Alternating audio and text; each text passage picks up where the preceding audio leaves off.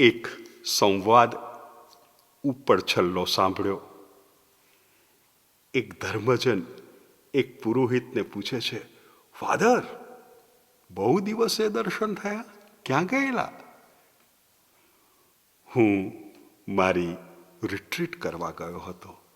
ઓ father, તમે કેટલા ધન્ય, તમને પ્રતિ વર્ષે આવી તક મળે. અમે તો સંસારમાં ડૂબી ગયા, ક્યાં આવી તક, ક્યાં આવો મોકો? સંવાદ અસર કરી ગયો. વિચારવા લાગ્યો, શું એક ભક્ત અથવા બીજો શબ્દ ધર્મજન અથવા ત્રીજો શબ્દ ગૃહસ્થ કે જે સંસારની જવાબદારીમાં જોતરાયેલો છે કે જોતરાયેલી છે, આવો ભક્ત શું આવી રિટ્રીટ કરી શકે? અત્યારે શબ્દ આપણે વાપરીએ રિટ્રીટ, પછી સમજીએ આગળ જતા. અને વિચાર કરતા અને પછી અહીં તહીં વાંચન કરતા લાગ્યું, શક્ય છે. એ ભાઈ, એ બેન, એ ભક્ત ઘરે જ રહીને સંસારિક જવાબદારીઓ પૂરી કરતાં કરતાં અત્યંત વ્યસ્ત જીવનમાં થોડી પળો, થોડો સમય પ્રભુ માટે, પ્રભુ સામે ગાળી શકે છે અને આ રિટ્રીટ કરી શકે છે. એટલે આ ઉપદેશમાં આપણે પ્રસ્તાવના બાંધીએ કે આ રિટ્રીટ 8 દિવસની ઘરમાં રહીને સંસારની જવાબદારીઓ આગળ અને આગળ વધારતા શું ભક્ત કરી શકે છે? પ્રસ્તાવનામાં આ બધી સ્પષ્ટતા મેળવવા પ્રયત્ન કરીએ. પછી 8 દિવસ માટે એ રિટ્રીટ શરૂ કરીશું.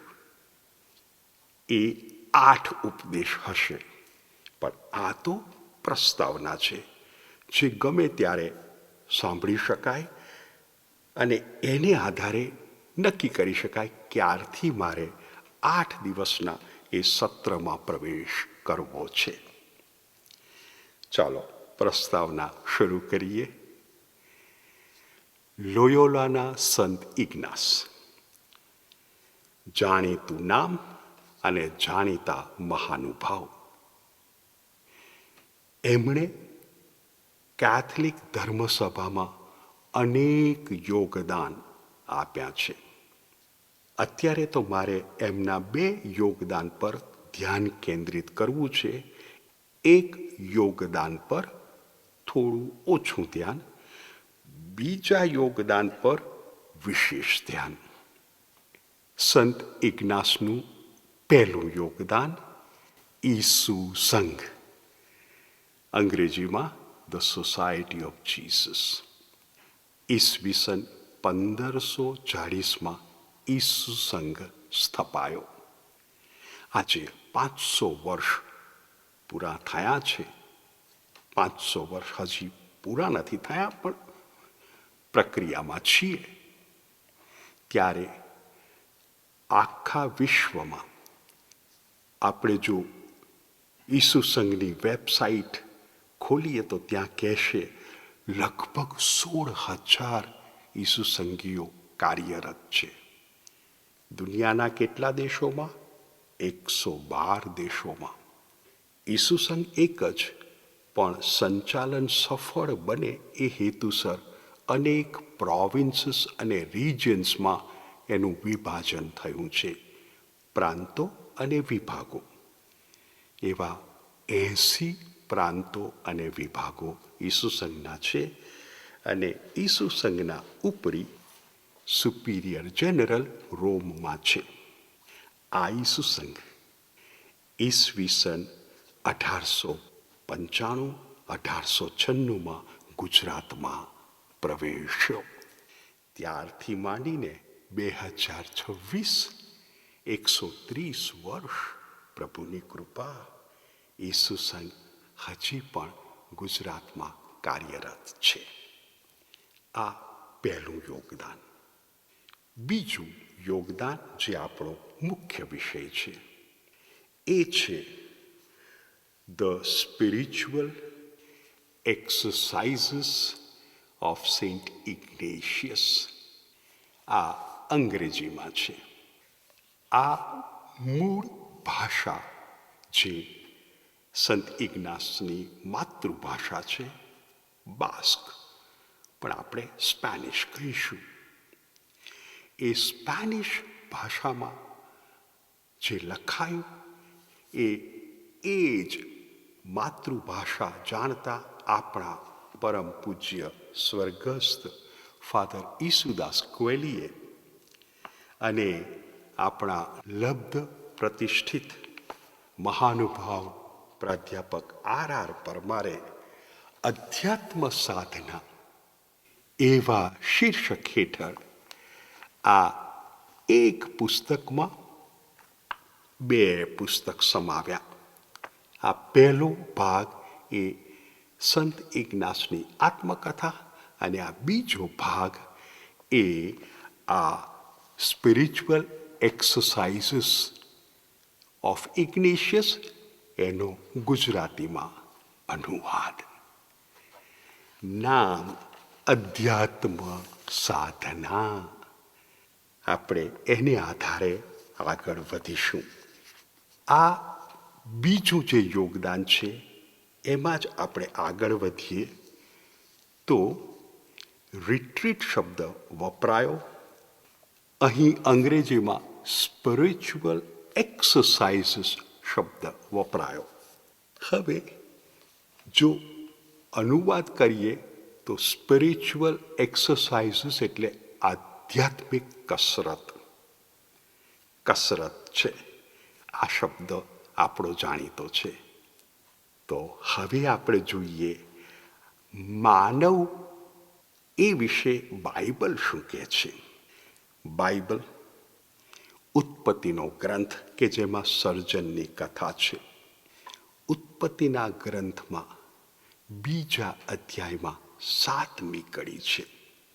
7મી કડી આવું કહે છે, પ્રભુ પરમેશ્વરે માટીમાંથી માણસ ઘડ્યો, એના નસકોરામાં પ્રાણ ફૂંક્યો અને એમાં જીવ આવ્યો. એટલે બાઇબલ 2 શબ્દ વાપરે છે માનવને સમજાવવા, માટી વત્તા પ્રાણ. બાઇબલની દ્રષ્ટિએ માનવ એટલે માટી વત્તા પ્રાણ. બાઇબલની ભાષા હવે ધર્મની ભાષામાં અનુવાદિત થાય છે. માટી બને છે શરીર ધર્મની ભાષામાં, અને પ્રાણ બને છે આત્મા ધર્મની ભાષામાં. એટલે ધર્મની દ્રષ્ટિએ માનવ એટલે શરીર વત્તા આત્મા. ધર્મમાં હવે ફિલસૂફી વિકસે છે અને ફિલસૂફી આ શરીરને મેટર કહે છે અને આ આત્માને સ્પિરિટ કહે છે. એટલે ફિલસૂફીની દ્રષ્ટિએ માનવ એટલે મેટર પ્લસ સ્પિરિટ. આજે માનવ શરીર આત્મા બંને આ છે માનવ. પ્રત્યેક માનવ સંસ્કૃતિ એની રજૂઆત સંસ્કૃતિ અનુસાર કરે. સંસ્કૃતિ એટલે આપણે ગુજરાતી સંસ્કૃતિમાં જન્મેલા, આપણા પડોશી મરાઠી સંસ્કૃતિ, આપણા બાજુવાળા આદિવાસી સંસ્કૃતિ, આપણા દક્ષિણવાળા તમિળ સંસ્કૃતિ. ભારતમાં વિવિધ સંસ્કૃતિ છે તો દુનિયામાં કેટલી બધી સંસ્કૃતિ. બાઇબલ પર જે સંસ્કૃતિની વધુ અસર છે એ ગ્રીક સંસ્કૃતિ.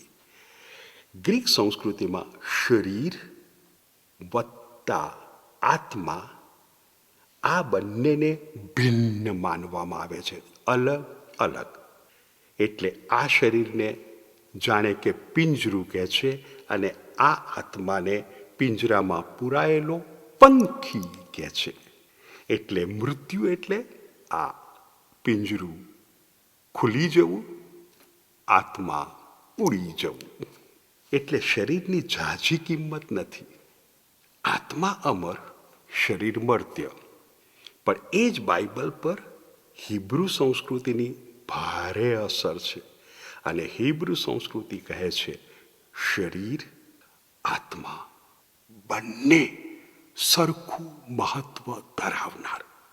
જો આત્મા અમર તો આ દેહ ભલે મૃત્યુ પામે, એનું પુનરુત્થાન. એટલે આત્મા અમર તો દેહનું પુનરુત્થાન. એટલે આ શરીરને ખૂબ મહત્વ, આ શરીરને ખૂબ અગત્યનું ગણવામાં આવે. અને એ તો આપણે જાણીએ છીએ. આપણે શરીરને માટે કેટલી કસરતો કરીએ છીએ કે જેથી શરીર તંદુરસ્ત રહે, સ્ફૂર્તિલું રહે. કસરત 2 પ્રકારની. પહેલો ખોરાક, કયો ખોરાક ખાઈશ, કયો ખોરાક નહીં ખાઉં, ક્વોલિટી, સમતોલ આહાર. બીજું ક્વોન્ટિટી, કેટલો ખોરાક ખાઈશ, ક્યારે ખોરાક ખાઈશ. અને આ પ્રત્યેક માનવ આ કસરત કરે છે, જાણે અજાણે.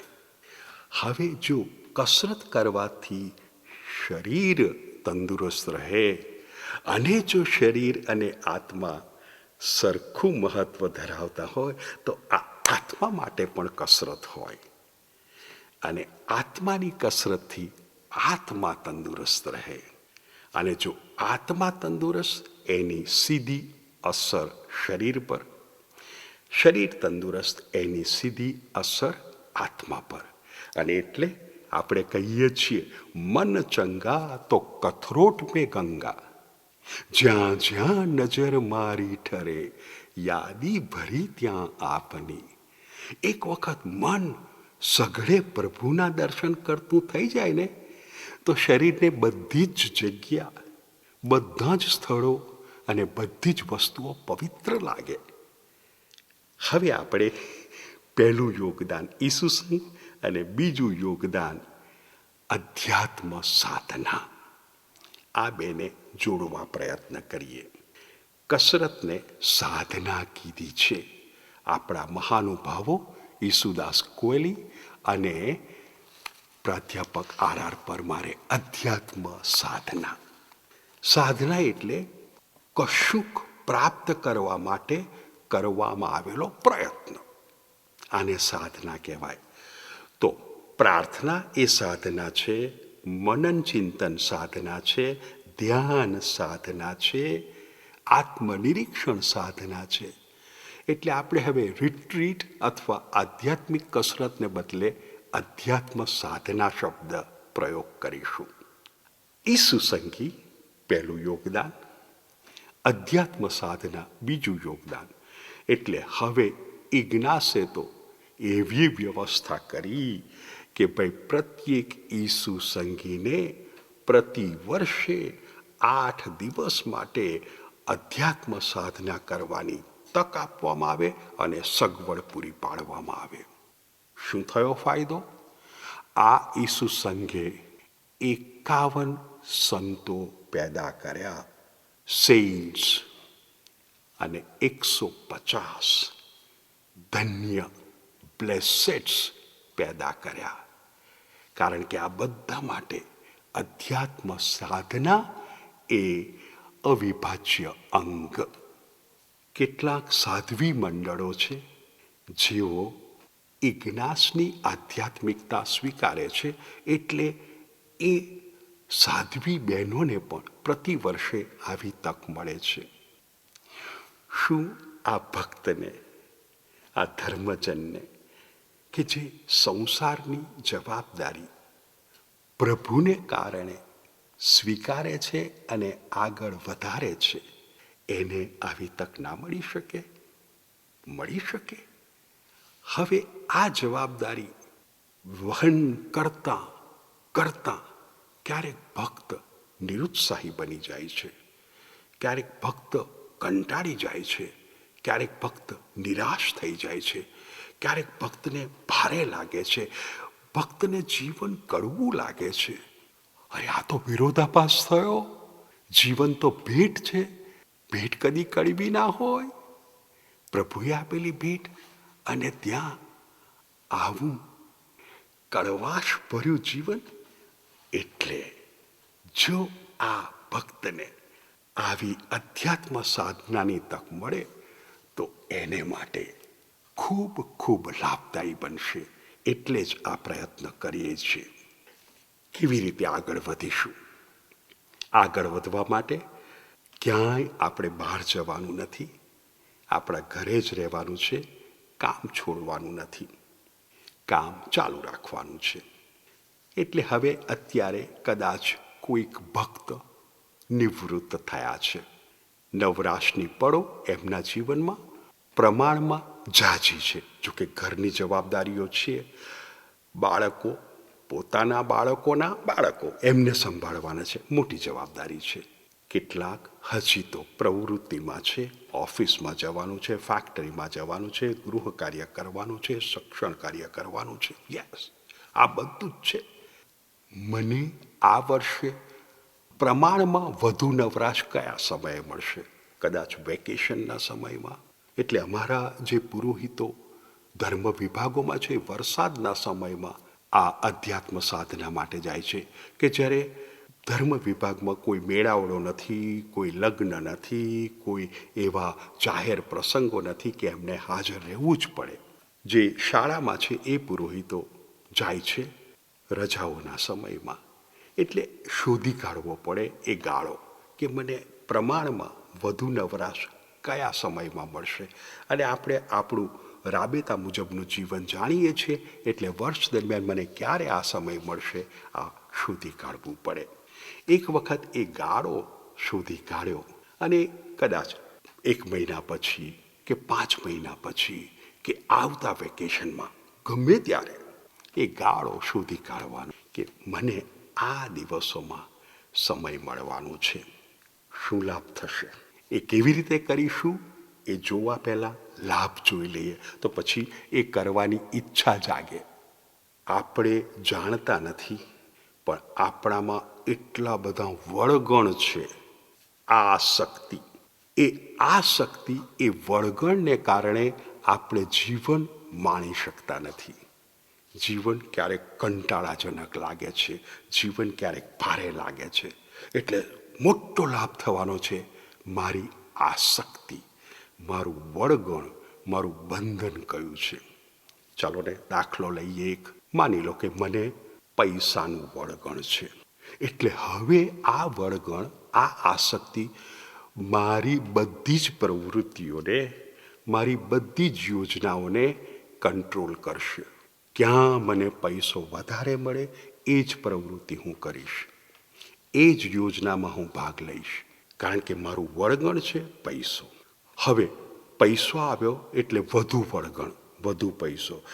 પૈસો આવ્યો એટલે હજી વધુ વળગણ, વધુ પૈસો. હવે આ પૈસો, આ ધન મને સુખ આપતું નથી. આ તો મને બસ કેમનું વધુ અને વધુ અને વધુ એકઠું કર્યા કરું એ જ બતાવે છે. અને જે એકઠું કર્યું છે એની ચિંતા રહે છે. ખોવાય તો નહીં જાય ને, ડૂબી તો નહીં જાય ને. એક સરસ પ્રચલિત વાર્તા છે, તમે અને હું જાણીએ છીએ. ભક્ત પ્રભુને કહે છે, પ્રભુ મારે જમીન જોઈએ છે જેથી ખેતીવાડી કરી શકું, નહીં તો ઘર બાંધીને ભાડે આપી શકું. મને જમીન આપો ને. પ્રભુ કહે, આપી. સૂર્યોદય થાય કે તું દોડવા માંડજે. સૂર્યાસ્ત સુધીમાં જેટલી જમીન તું કવરઅપ કરે એટલી તારી. ઓ પ્રભુ, થેન્ક યુ. અને પછી તો સૂર્યોદય થયો કે ભક્તે દોડવા માંડ્યું. મધ્યાહન માથે સૂરજ આવ્યો, વિચાર આવ્યો, ચાલો ને ભાઈ હવે થોડા વળીએ અને ઘેરો કરીએ, કવરઅપ કરીએ. પણ લોભ જાગ્યો, અડધો કલાક વધારે દોડી લઉં. પછી 3 થઈ ગયા, હજુ થોડું વધારે દોડી લઉં. અને લોભમાં ને લોભમાં સીધા ને સીધા દોડતા જ રહ્યા અને સૂર્ય ડૂબ્યો. માની લો ને 75 કિલોમીટર ભાઈ દોડ્યા, સૂર્યોદયથી સૂર્યાસ્ત. પ્રભુએ સાંજે કીધું, ભાઈ આ 75 કિલોમીટરની આ પટ્ટી છે ને એ તારી, કર ખેતી, બાંધ ઘર, જે કરવું હોય એ કર. એ પગદંડીનું શું ઉપયોગ? એટલે જો ભાઈને સંતોષ થયો હોત બપોરે તો એ સરસ આંટો મારીને ખાસા એકર કવર કરી શક્યો હોત. સંતોષ સુખ આપે, પણ સંતોષ આવે ને ત્યારે ખબર પડે મારું આ વળગણ હતું, આ મારી આસક્તિ હતી, અને એ આસક્તિથી જેવો છુટકારો કે હું એનો અનુભવ, એની મજા માણી શકું છું.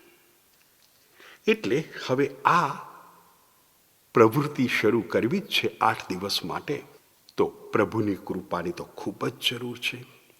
પહેલું પ્રભુ પ્રેરણા આપે કે પ્રભુ મારે તમારી આગળ બેસવું છે. કામ ચાલુ રહેશે, રોજનો વ્યવહાર ચાલુ રહેશે, એમાં કોઈ વાંધો નથી, પણ 8 દિવસમાં 8 ઉપદેશ હશે. તો હવે આપણે પ્રાયોગિક પગલાઓ જોઈ લઈએ. 8 દિવસનો ગાળો નક્કી કરવાનો, એ જ્યારે પણ નક્કી કરવો હોય ત્યારે.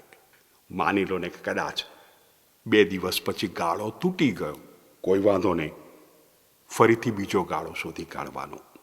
કારણ કે આપણને ખબર નથી, એવા કેટલાક બનાવો બની જાય. પણ એક વખત એ ગાળો પસંદ કર્યો પછી જે પ્રાયોગિક પગલાં ભરવાના એની હવે વાત કરીએ. પગલું પહેલું, આ 8 દિવસમાં જો નિવૃત્ત નથી, જો પ્રવૃત્તિમય છો, કામ કશું છોડવાનું નથી, કામકાજ ચાલુ. પણ આ 8 દિવસમાં વાતચીત બિનજરૂરી ટાળવાની, મોબાઈલ ટાળવાનો, મુલાકાતો ટાળવાની, સમાચાર પત્ર વાંચવાનું ટાળવાનું. એટલે એવો એક ગાળો પસંદ કરવાનો કે જ્યારે આપણા ઘરમાં કોઈ પ્રસંગ ના આવવાનો હોય, આપણે ક્યાંક જવાનું ના હોય, આપણે કોઈકને બોલાવવાના ના હોય. આ તો આપણે જાતે પસંદ કરવાનો, અને બને ત્યાં સુધી આ બધું ટાળવાનું. જરૂરી બધી વાતચીત કરી શકાય, પણ બિનજરૂરી અટકાવી શકાય. માની લો ને કે એક ઘરમાં દંપતિ, પતિ અને પત્ની બંને નક્કી કરે કે આપણે 8 દિવસની આ અધ્યાત્મ સાધના કરીએ. અરે આ તો ઉત્તમ. હવે આ બંને પોતાની રોજિંદી પ્રવૃત્તિ કરશે, પણ એમાં વાતચીતનો દોર નહીં હોય, એમાં બીજી બધી પ્રવૃત્તિઓમાં કાપ આવશે. જેવું કે ચાલો બજાર જવું છે કે ખરીદી કરવી છે, ના, 8 દિવસનું જે કંઈ જરૂરી છે લાવી દઈશું, અને જરૂર પડે તો એકાદ આંટો મારી આવવો પડશે. આ પહેલું પ્રાયોગિક પગલું. પગલું 2, આ દિવસે જે ઉપદેશ છે એ જ ઉપદેશ સાંભળવાનો. આપણે ઉપદેશનું શીર્ષક આપીશું, પહેલો ઉપદેશ, બીજો ઉપદેશ, ત્રીજો ઉપદેશ, એમ 8 ઉપદેશ આવશે.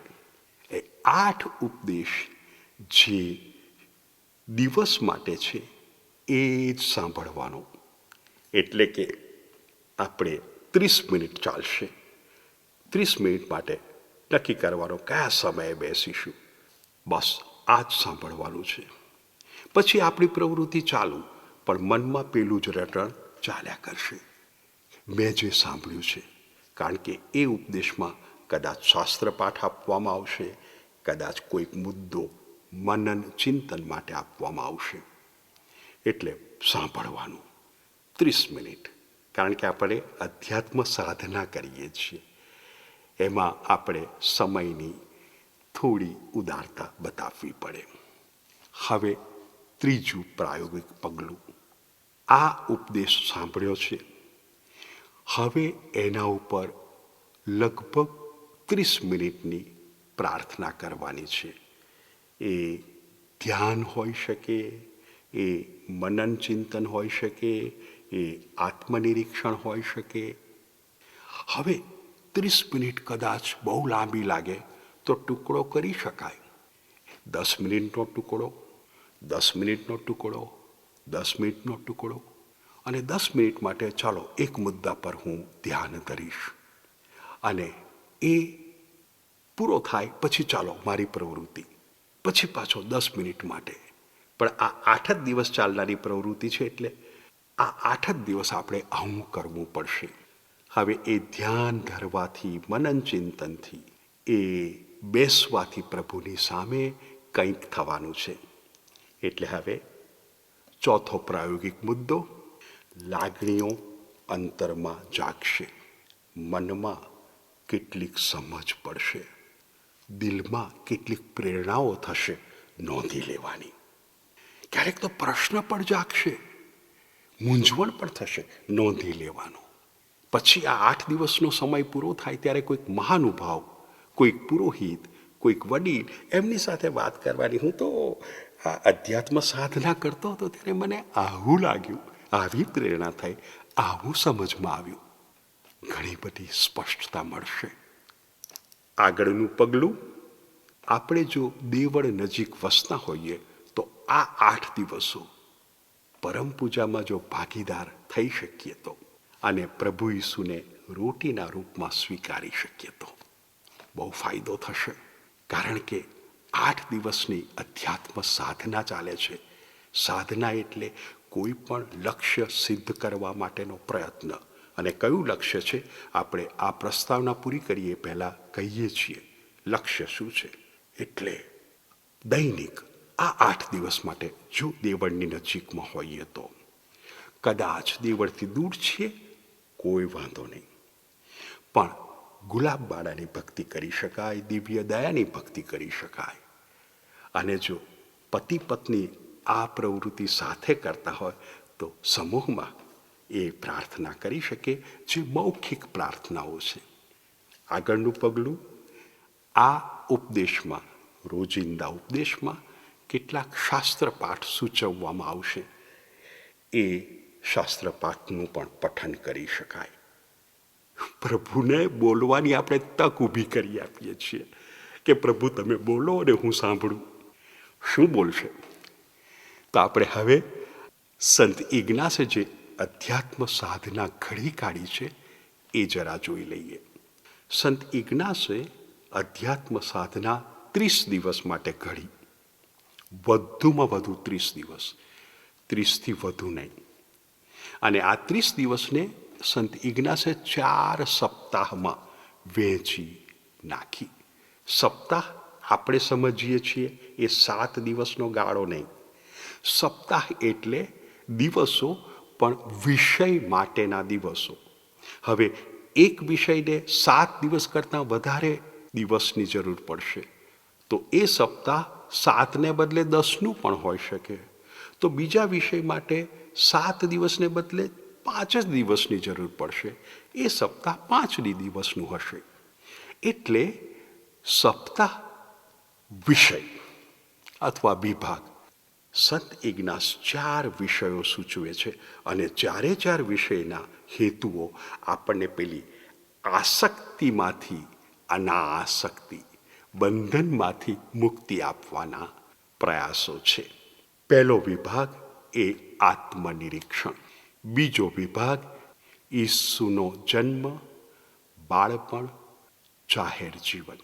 ત્રીજો વિભાગ ઈસુની મહાવ્યથા, મરણ, દફન. ચોથો વિભાગ ઈસુનું પુનરુત્થાન. હવે 4 વિભાગ, 4 સપ્તાહ, એના હેતુ. પહેલો વિભાગ આત્મનિરીક્ષણ. હેતુ, કરેલા પાપોથી સભાન થવું, કરેલા પાપોની યાદી બનાવવી, પાપોનો પસ્તાવો કરવો અને એક ઉત્તમ નિખાલસ પ્રાયશ્ચિત કરવું. એટલી બધી હળવાશ આવશે ને, કારણ કે આ પહેલું સપ્તાહ, પહેલો વિભાગ એ મુક્તિ માટેનો છે. એક વખત મુક્ત થઈએ, એક વખત આસક્તિ અનાસક્તિમાં પરિણમે એટલે ધન છે, હા સંતોષ છે. ધન નથી, ના, ઓકે, આપશે પ્રભુ, શ્રદ્ધા છે. પણ અત્યારે બસ શાંતિમાં. પ્રભુ તમે મને જીવન આપ્યું છે, શું ઈચ્છો છો? એટલે પ્રભુની ઈચ્છા પારખવા, પ્રભુની અપેક્ષા પૂરી કરવા આપણને આ પહેલું સપ્તાહ બંધન મુક્ત કરે છે. બીજું સપ્તાહ ઈસુનો જન્મ, બાળપણ, જાહેર જીવન. હેતુ ઈસુની ઓળખ, ટુ નો. જેટલી વધુ ઓળખ એટલો ઈસુ પર વધુ પ્રેમ, ટુ લવ. જેટલો ઈસુ પર વધુ પ્રેમ એટલી નિકટતાથી ઈસુનું અનુસરણ, ટુ ફોલો. એટલે બીજું સપ્તાહ to know, to love, to follow Jesus. ત્રીજું સપ્તાહ ઈસુની મહાવ્યથા, મરણ, દફન. ઈસુની મહાવ્યથામાં સહભાગી બનવાનું છે. ઈસુની મહાવ્યથામાં એમને સાથ આપવાનો છે. આ છે હેતુ. અને આ હેતુમાં હવે મને સમજાશે, મારા પાપોને કારણે મારી મુક્તિને માટે ઈસુ મહાવ્યથા અને મરણ સહન કરે છે. અને મારી આંખમાં આંસુ આવશે. આ ત્રીજા સપ્તાહનો હેતુ. અને ચોથું અને છેલ્લું સપ્તાહ ઈસુનું પુનરુત્થાન. હેતુ ઈસુ પાપ ઉપર અને શૈતાન ઉપર વિજય મેળવે છે, મૃત્યુ ઉપર અને અંધકાર ઉપર વિજય મેળવે છે. આ વિજયમાં મારે સહભાગી થવું છે અને એ વિજયનો આનંદ મેળવવો છે. આનંદ એટલે જુઓ, અધ્યાત્મ સાધના શરૂ થશે પસ્તાવાથી અને અધ્યાત્મ સાધના પૂર્ણ થશે પુનરુત્થાનના આનંદથી. આ અધ્યાત્મ સાધના પાપમાંથી મુક્ત કરીને પ્રભુની ઈચ્છા પૂર્ણ કરવા, પ્રભુની અપેક્ષા પૂર્ણ કરવા ભક્તને તૈયાર કરે છે. ચાલો આ અધ્યાત્મ સાધના દિલને અસર કરતી હોય તો પ્રભુની પ્રેરણા માગીએ, પ્રભુની કૃપા માગીએ અને 8 દિવસનો ગાળો પસંદ કરીએ અને પછી ઝંપલાવીએ અધ્યાત્મ સાધનામાં.